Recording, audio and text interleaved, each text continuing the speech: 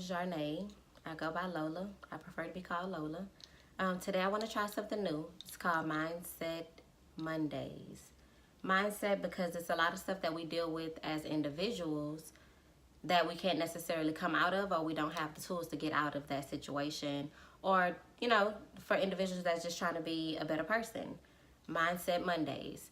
So today I want to talk about people versus objects.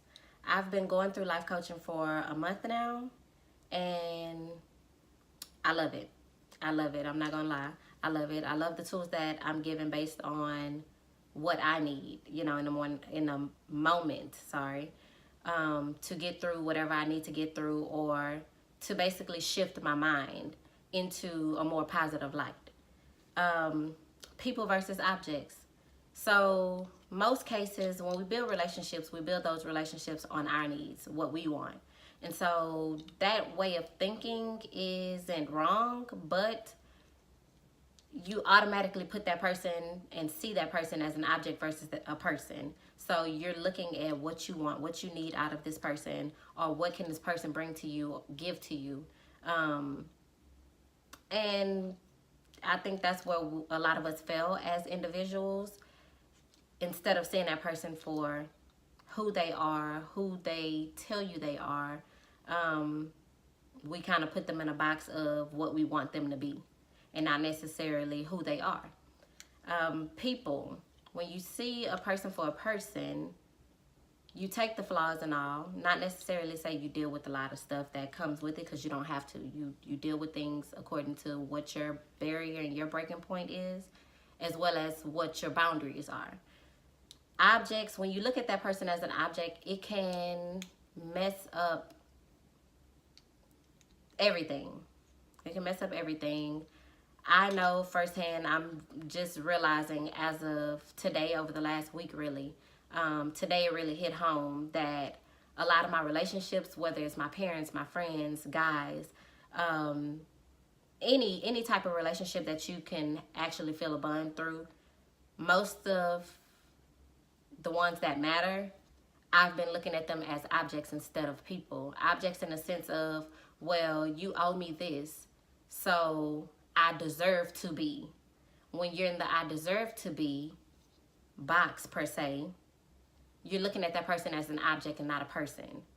Granted, we all deserve a certain thing, and we deserve to be treated a certain way. We deserve trust. We deserve respect.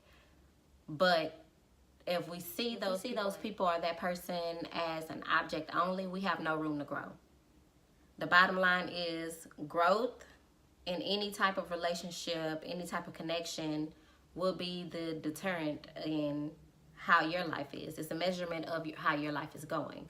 So I realize, I hold people accountable for things that they've done to me. So I automatically go into I deserve this. And so I block myself out of actually letting that person in. That person may genuinely be trying to connect with me, but I can't connect with you because you hurt me, so I can't allow you to get in that same space again. My mindset is not necessarily the wrong mindset, but it's a habit that I know a lot of people in our generation tend to go through. Shift your mindset. The only way to build on a relationship is to first off realize that you as an individual have the power to maintain all relationships around you, whether that be you coming to yourself and realizing, okay, well, I messed up here. This person already apologized to me about something and I still didn't let it go. I forgave that person, but I didn't fully let it go because I haven't built past it. I haven't grew past that situation. The only way you can actually be happy is if you nip it in the bud. Nip it in the bud, realize, okay, the bottom issue is myself. So how can I see things from a different light in that person's situation? Knowing or giving that background, and then your background, like you might not have the same values. Not everybody have the same values or same morals, and that's not to say that you can't be friends with this person or have a relationship with this person. It means that you just need to find a common ground on how can we grow, how can we be better, how can I be better, You want everything around you. If you want your lifestyle to be a peaceful lifestyle, a happy lifestyle, you have to create that tone for that environment. You are the determining factor in your happiness overall, nobody else. Yeah, people hurt us. It's inevitable. Everybody is human. Everybody goes through things. Everybody goes through hurt. You're not the first person to go through the hurt.